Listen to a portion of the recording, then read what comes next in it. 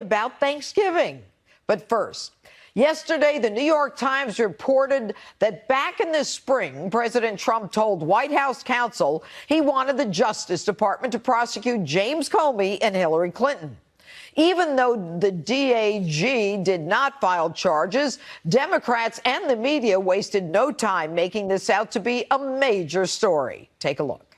This is what happens in authoritarian countries. The president orders, the president, the leader, orders the investigation and prosecution of his political enemies. I think it's prima facie evidence of abuse of power. I think this is a scandal at 15 on a 1 to 10 level. This is absolutely off the charts. Donald Trump is basically running his office like he's the head of a banana republic. If I had to channel a little of Richard Nixon, I think he'd tell this president he's going too far. This is the sort of stuff of a banana republic. This is what an autocrat does. Today I read the articles of impeachment against Richard Nixon, and everybody should go read Article 2 of it and how similar it is to what we've seen Trump do here. So what did President Trump do here? Last time I checked, Comey and Clinton aren't being prosecuted. This news comes as President Trump submitted his written answers to Robert Mueller as the special counsel's investigation appears to be winding down. Joining us now with a reaction from the Hill, Joe Concha, Fox News contributor Sarah Carter, and civil rights and criminal defense attorney David Schoen. Good evening, all. David, I'm going to start with you. You're the attorney here. Now, as I understand it, you think that the written answers by the president was not a good idea. I happen to join you in that. But the president or his attorneys made the decision that he should do that. Now, the special counsel Mueller is not limited to Russia under the regs as it relates to the special counsel's investigation. So isn't everything at play here in terms of perjury and anything else he wants to look at? Absolutely. I mean, that's why I fundamentally disagreed with the idea of submitting even written answers to the questions. Under Section 600.4 of the Special Counsel regulations, brand new crimes are created simply by the appointment of Robert Mueller as special counsel. He now has the authority unilaterally to determine on his own that the president has lied about something or interfered in the investigation or obstructed the investigation. And he can charge a crime simply by virtue of having been appointed special counsel and unilaterally on his own decision without any other witness having contradicted the president. Well, and one of the problems that we are seeing is that, you know, everyone thinks that this is winding down. But is the president still in jeopardy here?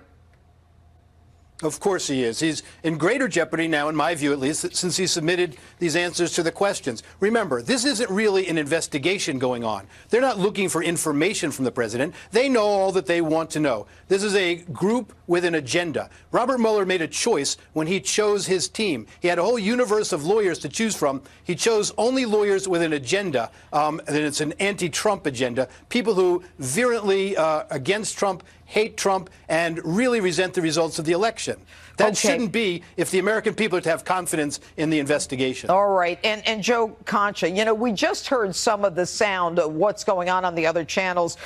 Jeffrey Toobin, who's a legal analyst, saying that the attempt to prosecute Clinton and Comey is worse than Watergate. But let's get to the facts here. Is this such a bombshell report, this New York Times? It never says that the president directed that they be prosecuted.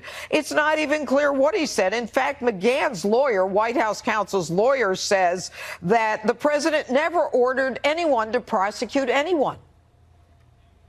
If you go back, Judge, and just watch President Clinton's, then candidate Clinton's, candidate Trump's rallies back in 2016, he said, and I'm quoting from one of them, "I will ask to appoint a special prosecutor. We have to investigate Hillary Clinton, and we have to investigate the investigation."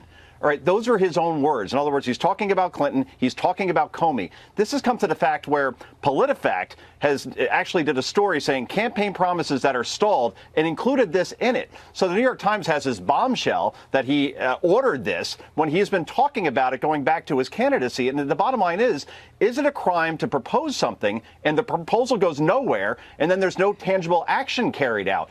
You know, we don't live in an authoritarian country. There are checks and balances. And if it it actually never comes to fruition, then how is that a crime or a bombshell in any capacity? And look, from the media perspective, it's not remotely shocking. I mean, when the American people are kind of numb by it, because when you scream constitutional crisis, authoritarian dictator, worse than Watergate, impeachable offense, and you get to a quota of about 1 million of saying that over and over again, people start tuning out because the hyperbole is just lost. You can't keep repeating that over and over again when there's no teeth behind it. And Sarah Carter, you know, the claim that authoritarian Trump's attempt to prosecute Clinton and Comey, I took a quote out of one of their statements. This is what happens when you attempt to prosecute your enemies.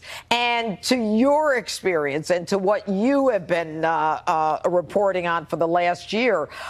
When you attempt to prosecute your enemies, wouldn't you say that Peter Strzok starting this counterintelligence investigation against Trump, wouldn't you say that bringing a paid-for document by one candidate against another as the basis for a FISA warrant is exactly what MSNBC, CNN, and all of them are talking about?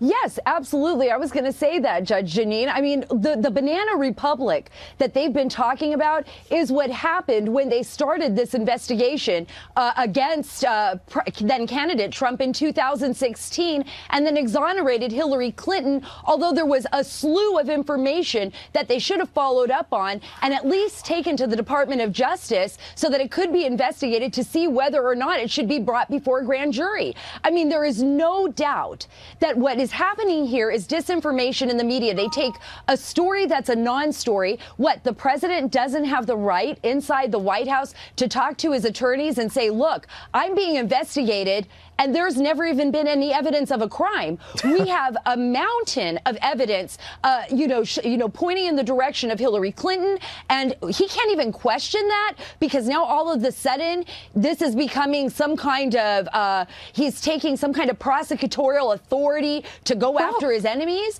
This is a joke. It really is a joke. Let's talk about that, David. What can the president do? And I want to ask a question before I even get to that legal question, and that is, we never hear about Eric Holder, Loretta Lynch. Nobody talks about their conversations with President Obama or any of that. It's only with this president that the leaks are out there.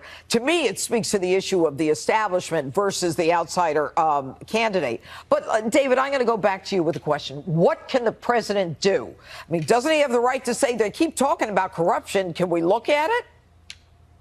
Not only a right, Judge Janine, he has a responsibility to. Remember, he's the chief executive of that branch. It is his Justice Department. And he had a responsibility at all times to refer both Comey and Hillary Clinton to the Justice Department for full investigation. Listen, the IG certainly agrees with him that they both need to be investigated. There's a Rasmussen poll earlier this year. 46% of the American public believe that Comey should be prosecuted. There is something there. There are real facts. Carl Bernstein demeans his legacy by comparing this to what Richard Nixon did in Watergate, and so does John Dean. Those were attacks on enemies. Here, there's real evidence of wrongdoing, in fact, criminal wrongdoing. It is preposterous that anyone should suggest that what Comey did as FBI director with the leaks that went on and his agenda was appropriate, and certainly it breached his contract, and certainly it violated DOJ rules. All right, So we're short on lunacy. time, guys, so I'm going to go to Joe Concha. When do you think this Mueller probe is going to be over? Well, I think we saw the midterms come and go, and Mueller wasn't going to obviously release anything before then because he didn't want to seem political like Comey did before the 2016 election.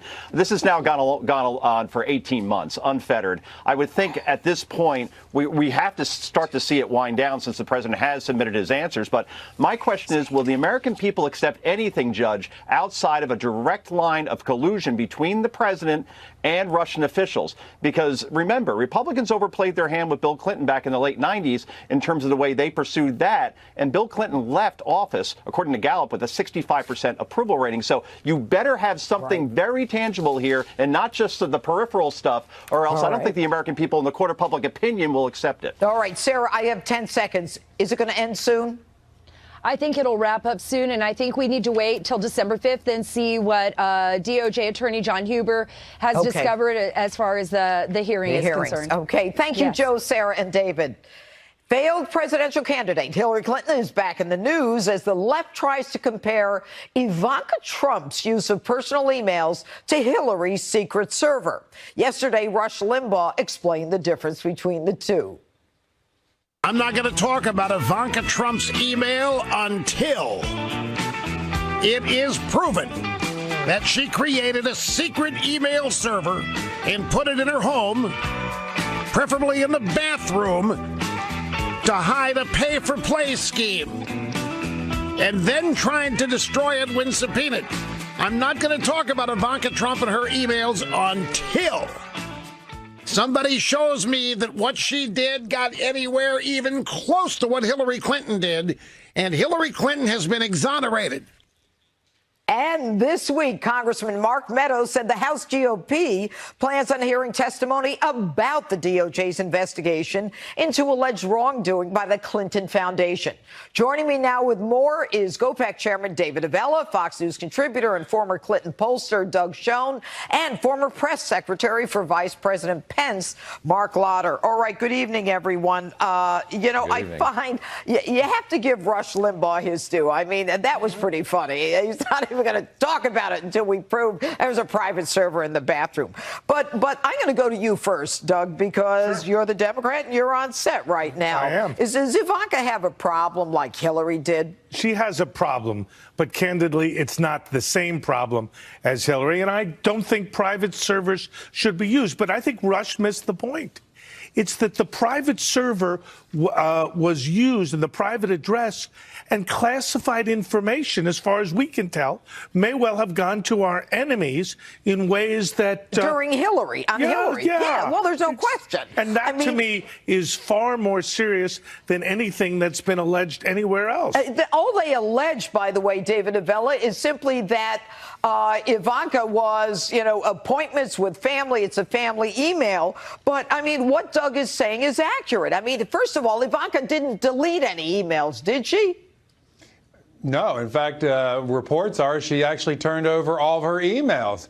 And what we're seeing here, Judge, is the Democrats are in the batter's box. They are getting ready for investigation after investigation after investigation into the Trump administration, with the icing on the cake being an effort that will be made to try to impeach President Trump. It's what they campaigned on. And here is and people will say this is hyperbole. We know what Nancy Pelosi is going to do as Speaker. She already did it. She put Henry Waxman in charge of investigations during the Bush administration and made every mid-level staffer that the Bush administration appoint go get a lawyer to defend themselves against frivolous lawsuits when she was the Speaker of the House back during the Bush administration. And Mark Lauder, I mean, Jim Comey made a lot about intent, saying Hillary had no intent to violate the law, even though intent isn't required. But how do you compare the intent of Ivanka as it relates to Hillary's situation? Well, first off, there can be no intent in this respect, because let's remember, classified information does not go over your normal whitehouse.gov email account. There are special servers that are required for those. So she had to have the intent in her staff to take it off of those servers and put it on a private server. Ivanka sending a few emails back and forth about family, logistics, planning, those kinds of things to government officials while she was transitioning into office is not intent. There's no classified information. And every email she sent to a government staffer while she was transitioning in was automatically captured by the system for the Presidential Records Retention Act in the first place. Mark, that is exactly the point that people are not recognizing. Everything she did is captured there. And if it were classified, it couldn't have gone through. I mean, who are we kidding there was here? no sledgehammer to destroy devices and no 30,000 emails disappear? None of that stuff, Doug. But, David Avella, the thing that I think is interesting is that Jeff Sessions announced last year, when there's the whole hoopla about the Clinton Foundation, you took him months to decide whether there was enough to look at it. And he comes out and he says, I'm going to have the U.S. Attorney Huber, I don't recall what state he's from, look into the Clinton Foundation. I'm sorry? Utah. Okay. So he's from Utah, U.S. attorney, and we haven't heard anything. So Mark Meadows, the head of the House Freedom Caucus, says, hey, guys, what's going on with this? They got a few more months, so they're going to look into it. What do you think? Well, for those who watch the AMC documentary on Monica Lewinsky, they'll think both Clintons ought to be serving some time in jail. But to this investigation, let me say there may be a more production out of Meadows if he were to look at all of the money Tom Steyer has put into Democratic organizations to elect people who want to go be invested. All they want to do is investigate this president and ultimately try to impeach him. Let's not forget what the core of Steyer's grassroots effort is, and that's to impeach the president. So in these final weeks that Meadows is chairman of the committee and can call on investigations, we ought to be looking into things like that. You know, what's interesting also, Mark, is that Meadows, the House Freedom Caucus leader, is saying that his committee is also trying to secure testimony from whistleblowers who could have had more information about the Clinton Foundation. But do you think anything will happen in this Department of Justice? I mean, there is talk, by the way, that the Clinton Global Initiative got their 501c3 status from none other than Lois Lerner. Well, I do have a lot of hope in this investigation because the U.S. Attorney Huber, who's leading it, is someone of impeccable credentials. And if we've got whistleblowers, let's remember, this is not just about BleachBit and email servers and classified information, as important as that is. This is Bill Clinton getting a $500,000 speech from Russia at the same time Uranium One was going through, or the Clinton Foundation getting $14.5 million in mysterious donations from companies and groups tied to Uranium One, while Hillary Clinton was allowing most of our uranium to be sold to the Russians. This has some serious potential from a national security perspective. And Doug, even you have to agree that the appearance of pay for play, you know, I've called the Clinton Foundation an organized criminal enterprise parading as a 501c3 charity, you know, with this imprimatur. I'm not going to do that, but I think on the simplest level, we ought to find out what happened. What did the investigation show? What have we learned? Where do things stand? I think we have a right to know as people. What happens if Huber comes out and says, you know what, I'm the U.S. attorney. I ain't telling you. I'm not telling you until my investigation is over. The policies of the U.S. Attorney's Office are you That's fine. I'd like to know that. You'd like to know I'd that like at to know least what they're looking at investigation it. is going on and where he stands. We've been greeted by just radio silence. I think we have a right to know as American citizens where things stand. Whatever he wants to share is just fine by me. Okay. And David Avella, you know, they say that Jim Comey, when he was the United States Attorney for the Southern District of New York, coincidence, it's unbelievable, was involved in looking at the Clinton Foundation, and then it was abruptly ended. Look, the wrongdoing and self-serving of the Clintons and all of their allies may very well be Trump judged by this current crop of Democrats and what they are going to try to do to President Trump and what they'll try to do to the courts and every other branch of government they can to bring in investigations and bring in impeachment proceedings, which will be very harmful to our country. All right.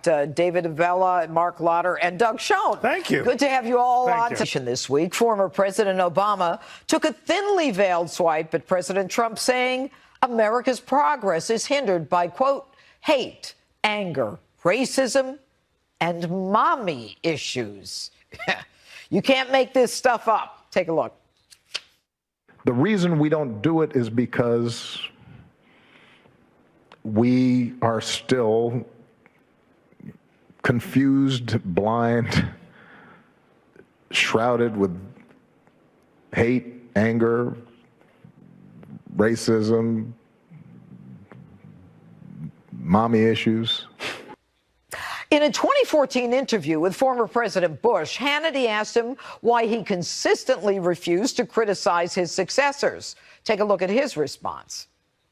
Why did you make the decision? I mean, I could sit here all day and try and get you to comment on President Obama, and I'm not going to get anywhere. Correct. Because I've known you. I know you very well. Yes, you do. Why did you make that decision?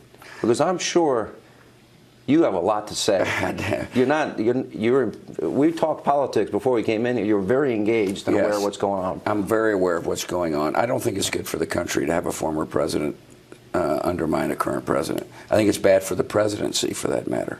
And joining me now with reaction, Salem radio talk show host Larry Elder and former chair of the Council of Economic Advisors to President Obama, Austin Goolsbee. Good evening, gentlemen. You know, it is rather shocking that a president would come out and criticize a president the way we've seen President Obama do it. So I am going to start with you, Austin. You know, there's a book, The President's Club, which I'm sure you're familiar with, and it documents the unique relationship between presidents where, you know, the sitting president will have communications with foreign presidents because their experience is so unique, having shared the Oval Office and those incredible decisions and burdens that they carry.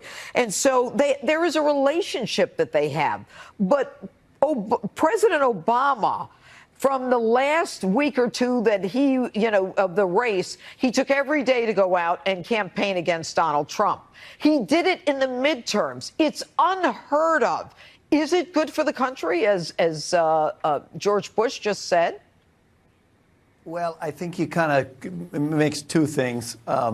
I think for sure look, it's Thanksgiving's tomorrow. In the spirit of Thanksgiving, let's hope that everyone tones down the kind of personal rhetoric and to refer to mommy issues. I think stuff like that is beyond bounds. Now, well, and Austin, what would people say if I referred to President Obama as having mommy issues or daddy issues? Yeah, but now wait, Judge, the thing is, you know that this is in the context of the President of the United States now saying some outrageous things about What is he responding to? Well, for example, President Trump calling President Obama the most ignorant president in the history of America. And when did he do that? President Obama was not born in this country. Well, there's a long list. But and the birther is a separate issue from years ago. Outrageous things about the president. Oh, come on. Oh, so you're saying he's justified in continuing the narrative? No, he's not justified. I'm not, Judge. I'm not saying he's justified. He shouldn't do that. I respected George Bush's approach. I think that's the approach President Obama should take. Vice President Cheney was much more aggressive and negative about the Obama administration for the entire time. And I respected George Bush's approach more. Okay. So I'll go to you. Let me go to you, Larry. What say you? We're talking about presidents, not vice presidents. And Obama undid the signature achievement of George W. Bush, and that was the war in Iraq. When George Bush left office, he assumed that there was going to be a stay-behind force of between 5,000 or 10,000 troops, had predicted what would happen if there was a vacuum. Obama comes in, pulls out every single troop, and George W. Bush didn't say one word as things got worse in Iraq as he predicted. It is certainly true that Vice President Dick Cheney said something, but George W. Bush didn't say a word. Ronald Reagan retires. He goes to Simi Valley, doesn't say a word. George Herbert Walker Bush goes to Kennebunkport, doesn't say a word. George W. Bush goes to Crawford, Texas, doesn't say a word. Jimmy Carter, Bill Clinton, Barack Obama never stopped talking. A very different perspective, Republican versus Democrat ex-presidents. And you know what, Austin, he may have a point. It seems to be the Democrats coming out to, and I have to say, go ahead. Well, I don't think that that's quite accurate. The only thing I'll say is wasn't accurate. Donald Trump is in the sense that Barack Obama did not mention President Trump by name. Now, President Trump, nobody in the country wants to take a lesson in appropriateness and lack of insult, the reasons not to insult people, from President Trump. He campaigned, his entire campaign was built on personal insults of his opponents and speaking about the extreme stupidity of everyone in the government. But that's not the issue, Austin, with all due respect. That's not the issue we're talking about. We're talking about a president who comes out during midterms and during his the end of his office to continually attack the president of the United States. And and that is the issue. Is something different. Yeah, but now he's not campaigning. It's after the midterms, Austin. I'm going to give you the last word, Larry Elder. Okay, say, Austin, if it makes you any happier, Austin, when President Trump retires in January of 2025 with his 50 million Twitter followers, he will probably have a thing or two to say about his successor. Well, we'll see I'm sure about that's that. true. But happy Thanksgiving, guys. I hope you have a great gentlemen, Thanksgiving. to both of you. You too. All right. And coming up on this Hannity special, an update on who, of course, also happens to be Stormy Daniels' attorney, was arrested last week on suspicion of felony domestic violence after his girlfriend told police that he dragged her by her arm across the bedroom floor in his L.A. apartment. Hannity claims the accusations are completely false and a fabrication, and tonight he issued a statement saying, "I am thankful that the LA County District Attorney's Office has rejected filing any charges against me after a fair, careful, and thorough investigation. I have maintained my innocence since the moment of my arrest," adding, "This Thanksgiving, I am especially grateful for justice." Now, a spokeswoman for the district attorney wouldn't say why prosecutors declined to take the case, and documents supporting their decision were not released because the case isn't over yet. The city attorney is now reviewing it and deciding whether or not to pursue misdemeanor charges. Judge? Kristen, thank you. And now turning our attention to the issue of immigration, where we're learning more about the suspect who was caught on dash cam footage in a shootout with Arkansas police earlier this month. Warning. This video was disturbing. Take a look.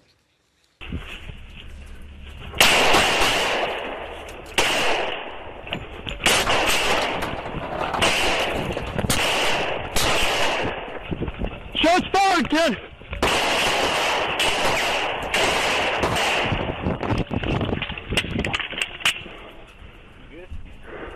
Kenny, I need units now!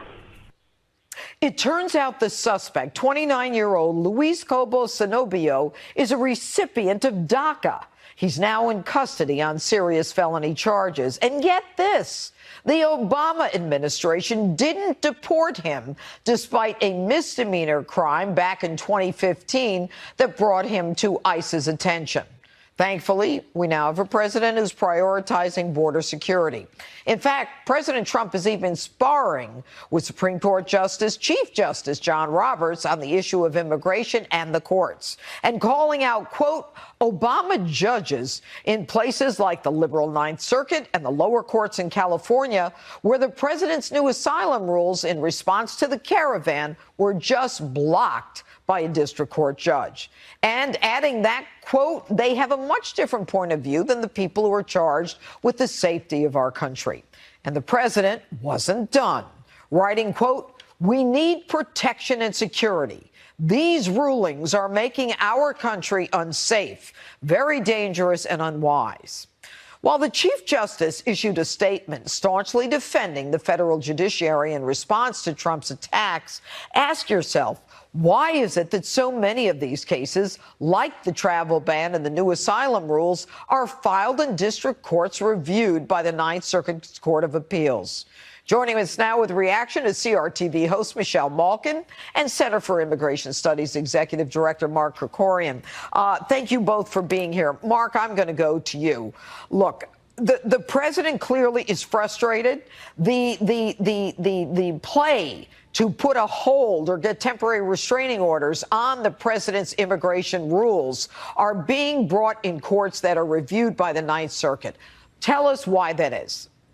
Well, the Ninth Circuit is very liberal, and frankly, with regard to President Trump, they've actually gone overboard, and, you know, basically they're acting lawlessly and have been slapped down by the Supreme Court. I think the president needs to pursue a longer-term policy where they challenge not just the ruling itself in this case, but they need to challenge before the Supreme Court the very idea that these lower courts can issue nationwide injunctions rather than injunctions just targeted to the people in the case. Because essentially we have a district judge in San Francisco who has a veto over national policy. That's an absurdity that can't be allowed to continue. Well, but Justice Thomas said it has to be stopped. But it's nothing new, Michelle. I mean, they go to these, a district court judge, you've got a federal, a district court, then circuit, then Supreme Court. But a district court judge making a decision that impacts the entire nation. We saw it with the travel ban, and we continuously see it. Why do you think what is the thinking there? Well, it's judge shopping for sure and jurisdiction shopping. And you're right, Judge Janine, it has gone on a long time. And no one is more adept at doing that kind of shopping than open borders immigration lawyers. And it's not just at the Circuit Court of Appeals level.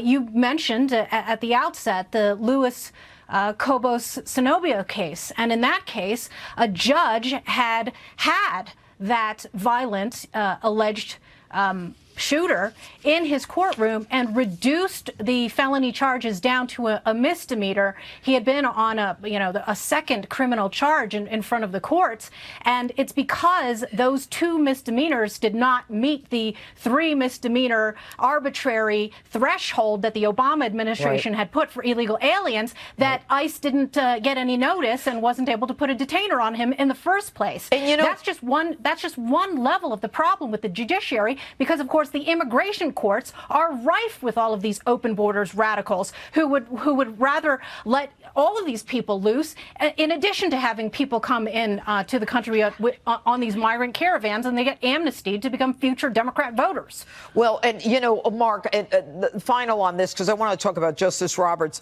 but the idea that the Obama administration could create these thresholds, and we have it here in New York City, where we're not going to cooperate with ICE. We're sanctuary city, state. This is a threshold. He's DACA. He gets a few crimes with no problem. How are we going to change that?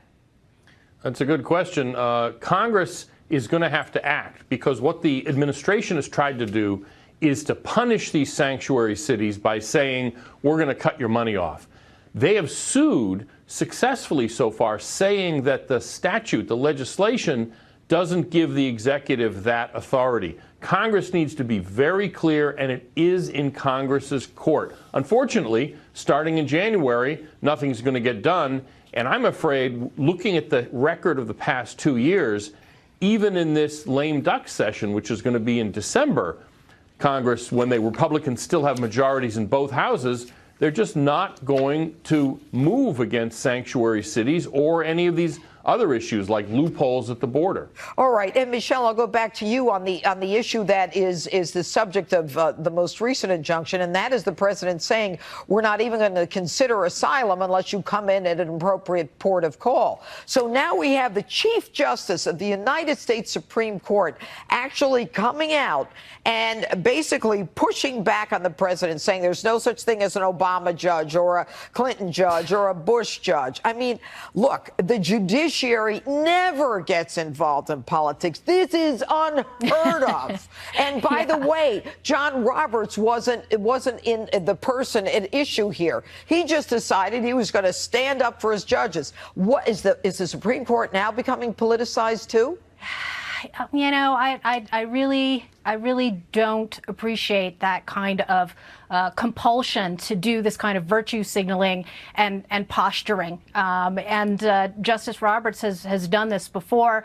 I think that President Trump has treated it exactly as it should be. He's, kind of brushing it off his shoulder. But the policy issue here is a serious one. And thank goodness we have a president who is trying to tackle it. Our asylum system is a joke.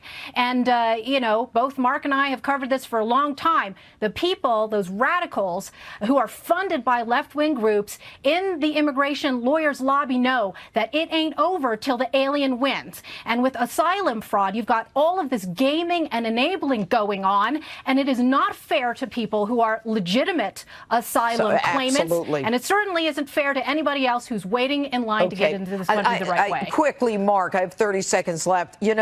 Immigration is up sharply as the most important issue in the United States now. First of all, how is it that we have caravans when everybody knows we are sending the military to the border? And now, who is pushing them? Do you have any idea? These caravans happen because it pays. It's worth it. The odds are really good that if you stick with this caravan and make it to the border and attend the seminars telling you the magic words to say, you will be let into the country. You may not get